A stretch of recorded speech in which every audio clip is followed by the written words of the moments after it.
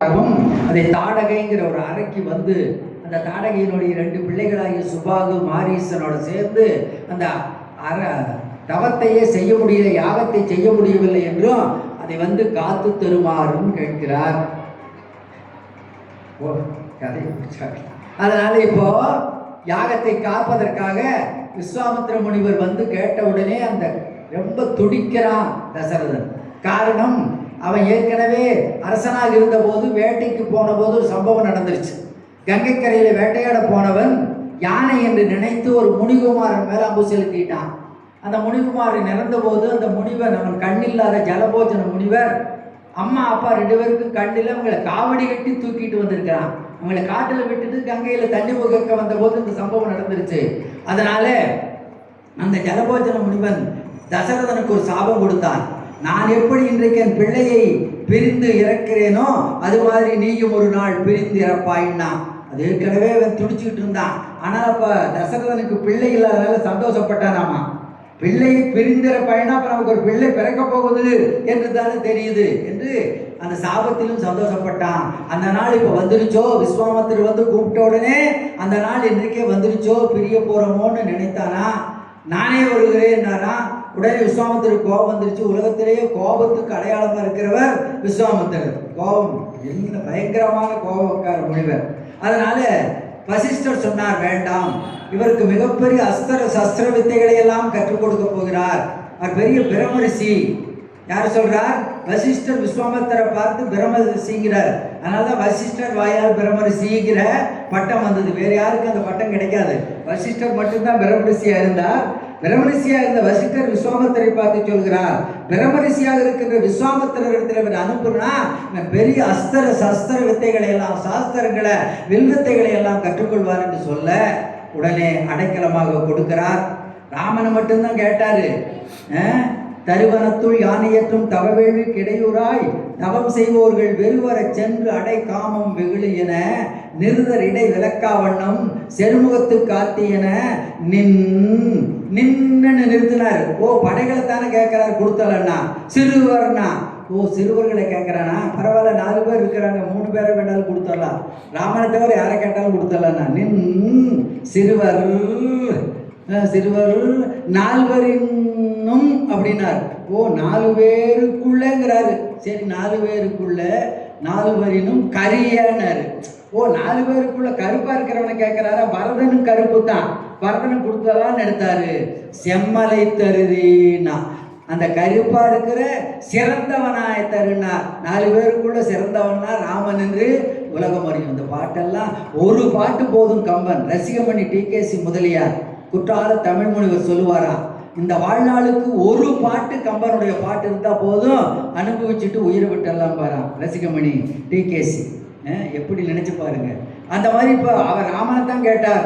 லட்சுமணனையும் அவன் சரி, ராமன் வந்தால் லட்சுமணன் இருக்க மாட்டான். இப்போ சந்தைக்கு பசுவை கொண்டு போறவன் பசுவுக்கு கயிறு போட்டா போதும், கன்று குட்டி தானா பின்னால வந்துடும். அது கயிறு போட்டு இழுக்க வேண்டியதில்லை. ராமன் போனால் லட்சுமணன் வந்துடுவான். ராமனை வாங்கிட்டா லட்சுமணன் சும்மா. சில பொருள் இலவசமா கொடுக்குறோம் இல்லையா, அந்த மாதிரி. அதனால இப்போ அழைத்து கொண்டு போனார்கள்.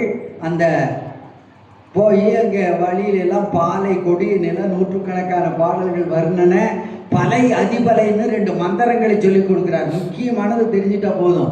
பலை அதிபலைன்னு அந்த மந்திரங்களின் மூலம் இவனுக்கு பசி, தூக்கம், அந்த மாதிரி களைப்பு, இழைப்பு எதுவும் வராமல் இருக்கிறதுக்கு பலை அதிபலைங்கிற 2 மந்திரங்களை சொல்லி கொடுக்கிறார். போகிறார். ராமனுடைய ஒரே அம்பாலே தாடகையை வீழ்த்துகிறார். தாடகை வதம் நிகழ்ந்தது, முடிஞ்சிச்சு. தாடகை வதம் நிகழ்ந்த உடனே சந்தோஷம் விஸ்வாமித்திரருக்காக. பெரிய கரிய மலையை வீழ்த்தி இது போல தாடகையை வீழ்த்தி விட்டாய். பக்கத்துல மிதிலைன்னு ஒரு பேரரசு இருக்கிறது. உங்க பேரரசு மாதிரி, கோசல பேரரசு மாதிரி பெரிய பேரரசு. அங்க இருக்கிற ஜனக பேரரசன் வில் வேள்வி செய்கிறான். வில்லை மையமாக வைத்து நடக்கிற வேள்வி வில் வேள்வி. ஒரு வேள்வி செய்கிற போது ஏதாவது ஒரு நோக்கத்துக்காக நடத்துவார்கள். இந்த வில்லை வைத்து நடத்துறதுனால இதுக்கு வில் வேள்வின்னு பேரு. அதை நாம் பார்த்து வரலாம். சீதை கல்யாணம் பண்ணி வைக்கிறேன்னு சொல்லல, வில் வேள்வியை பார்த்து வரலான்னு கூட்டிட்டு போறான். வழியில ஒரு கொடூரமான ஒரு நிகழ்ச்சி பார்க்கிறோம். வழியில ராமனும் லட்சுமணனும் முனிவரும் போகிறார்கள். வழியில் ஒரு கல்லு கிடக்குது. அந்த கல்லின் மீது ராமனுடைய பாதத்தில் ஒட்டி இருந்த ஒரு தூசி போய் ஒட்டுது. உடனே அந்த கல் பெண்ணாகிறது. வடமொழியில் வால்மீகி முனிவர் ராமனுடைய ஸ்பரிசம் பட்டு, இந்த ஸ்பரிசம் பட்டதாம் அந்த ஒளி. துளசிதாசர் நேரடியாக சொல்லிட்டார் ராமனுடைய பாதம் பட்டதுன்னார்.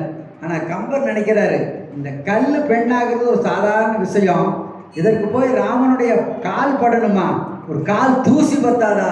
என் கால் தூசிக்கு சமம்ங்கிறானே இல்லையா, அந்த மாதிரி ராமனுடைய கால் தூசி பட்டால் போதும்னு கம்பர், அதான் கவி சக்கரவர்த்தி நினைத்தார். ஒரு கல் பெண்ணாங்க. அது யாருன்னா கௌதம முனிவருடைய பத்தினியாகிய அகல்யை ஒரு சாபத்தினாலே கல்லாக கிடந்தவள் இப்போது ஒரு பெண்ணாக எழுந்து நின்றாள். அவள் 20 வயசு இளம் பெண்ணாக இருக்கிற போது கல்லானா, இப்போ 20 வயசு இளம் பெண்ணாக எழுந்து நிற்கிறாள். விஸ்வாமித்திரனோட போற போது ராமனுக்கு வயசு 16.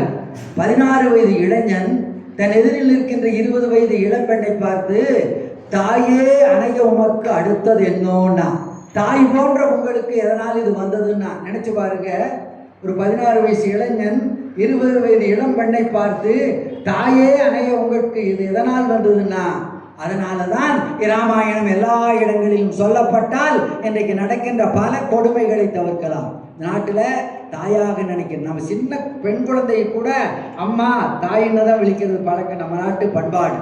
அதை ராமன் அன்றைக்கு கற்றுக் கொடுத்தான். அதில் இருந்தால் விவேகானந்தர், அதனால தான் அதெல்லாம் சொல்ல நேரமில்லை. அமெரிக்காவுக்கு போன போது இந்த உலகையே வென்றாரே முதல்ல சொன்னார் ராமநாதபுரம் சேதுபதிட்டு அனுப்புனாரே. அங்கே போன போது அவர் ஒரு வீட்டில் தங்கி இருந்தார். தங்கி இருந்த போது விடைபெறுகிற போது அமெரிக்காவிலிருந்து இந்தியாவுக்கு வருகிற போது அந்த பெண் அந்த நாட்டில் கோடீஸ்வர பெண். அமெரிக்காவிலாம் பார்த்தீங்கன்னா கலாவை டீச்சருக்கெல்லாம் தெரியும், அடிக்கடி போயிட்டு வந்துருக்காங்க. இளம் பெண்கள் எல்லாம் 9வது 10வது படிக்கிற பெண்கள்லாம் தனியாக இருக்கும். 16 வயசு 12 வயசு பெண்கள் எல்லாம் தனியாக இருக்கிறது அமெரிக்காவில். அது அவர்களுடைய நாட்டு பழக்கம், அப்படியெல்லாம் இருப்பாங்க. அந்த மாதிரி இந்த பெண் இளம் பெண் தனி கோடீஸ்வரி, அமெரிக்காவிலேயே மிகப்பெரிய கோடீஸ்வரி. விவேகானந்தர் இப்போ விடைபெற நாள், நான் சென்று வருகிறேனுங்கிறார். அப்போ அந்த சொல்லுது அந்த பெண்ணு, இளம் பெண் கோடீஸ்வரி, வேண்டாம் நீங்கள் இந்தியாவுக்கு போக வேண்டாம், என்னை கல்யாணம் பண்ணிட்டு இங்கே இருங்க. உடனே விவேகானந்தர் சிரித்து கொண்டு, நான் ஒன்றுமில்லாத காவியாடை கட்டிய சன்னியாசி, மாற்றுடை கூட எனக்கு கிடையாது, நீயோ மிகப்பெரிய கோடீஸ்வரி, மிகப்பெரிய அழகி, நீ ஏன் என்ன இந்த துறவியை தாடி வச்சிருக்கிற சாமியாரை கல்யாணம் பண்ணணும்னு நினச்ச போது அந்த பெண் சொன்னாலாம், உங்களை திருமணம் பண்ணால் என்னை போன்ற அழகும் உங்களை போன்ற ஒரு ஞானமும். அமெரிக்காவில் பேசி புகழ் பெற்றுட்டார். முத பேசின பிறகு சிகாகோ மாநாட்டில் உலகம் முழுவதும் அவருக்கு அந்த புகழ் கிடைச்சிருச்சு. பெரிய ஞானிங்கிற அந்த பெயர் அவருக்கு கிடைச்சிருச்சு. அதனால் உங்களை போன்ற ஞானமும் என்னை போன்ற ஒரு அழகும் உடைய ஒரு குழந்தை பிறந்தால் எப்படி இருக்கும் அப்படின்னு அதுக்காகத்தான். உடனே இதுக்கு எதுக்கு இவ்வளவு கஷ்டப்படுறீங்க, என்னை கல்யாணம் பண்ணி ஒரு குழந்தை பிறந்து அது உங்களை மாதிரி இருக்குதா என்ன மாதிரி இருக்குதானால எதற்காக பார்க்க வேண்டும்? தாயே, இப்போதே உங்களை தாயாக நினைத்துத்தானே இத்தனை நாள் இந்த வீட்டில் இருந்தேன், உங்களை தாயாக நினைச்சுத்தானே இந்த வீட்டில் இருந்த நீங்கள் தானே எனக்கு சாப்பாடு போட்டீங்கன்னா. இந்த பண்பை இராமாயணத்தை இளமையிலிருந்து தன்னுடைய தாய் மூலம் இராமாயணம் கேட்டதுனால விவேகானந்தர் பெற்றார் அப்படின்னு நம்ம பார்க்குறோம். எனவே இப்போது காடகை வதம் முடிந்ததற்கு பிறகு வில் வேள்வி காண்பதற்காக அழைத்து வருகிற அற்புதமான கம்பனுடைய பாட்டை மட்டும் சொல்லிட்டு வந்துடுறேன். அந்த இடத்துல கம்பனுடைய உயிர்நிலை பாட்டு ஒன்று உதயமாகிறது. இவ்வண்ணம் நிகழ்ந்த வண்ணம் இனி இந்த உலகுக்கெல்லாம் உய்வண்ணம் ஆவதன்றி மற்றொரு துயர் வண்ணம் உருவதுண்டோ. இனி இந்த உலகத்துக்கு துன்பமே கிடையாது. ராமனுடைய புனித பயணம் தொடங்கிவிட்டது. கல்லெல்லாம் பெண்ணாக தொடங்கிவிட்டது. இனி தர்மத்தின் ஆட்சி தான் நடக்கப் போகிறது. இனி இந்த உலகத்துக்கு துயர் வண்ணமே இல்லை. இவ்வண்ணம் நிகழ்ந்த வண்ணம் இனி இந்த உலகுக்கெல்லாம் உய்வண்ணம் ஆவதன்றி மற்றொரு துயர் வண்ணம் உருவதுண்டோ. மலைவண்ணத்து அண்ணலே, மலைவண்ணத்து அண்ணலே, உன் கைவண்ணம் அங்கு கண்டேன், கால் வண்ணம் எங்கு கண்டேன்னா. கைவண்ணத்தை தாடகை வதத்தில் கைவண்ணத்தை பார்த்தேன், உன் கால் வண்ணத்தை இந்த கல் பெண்ணானதில் உன்னுடைய கால் வண்ணத்தை பார்த்தேன்.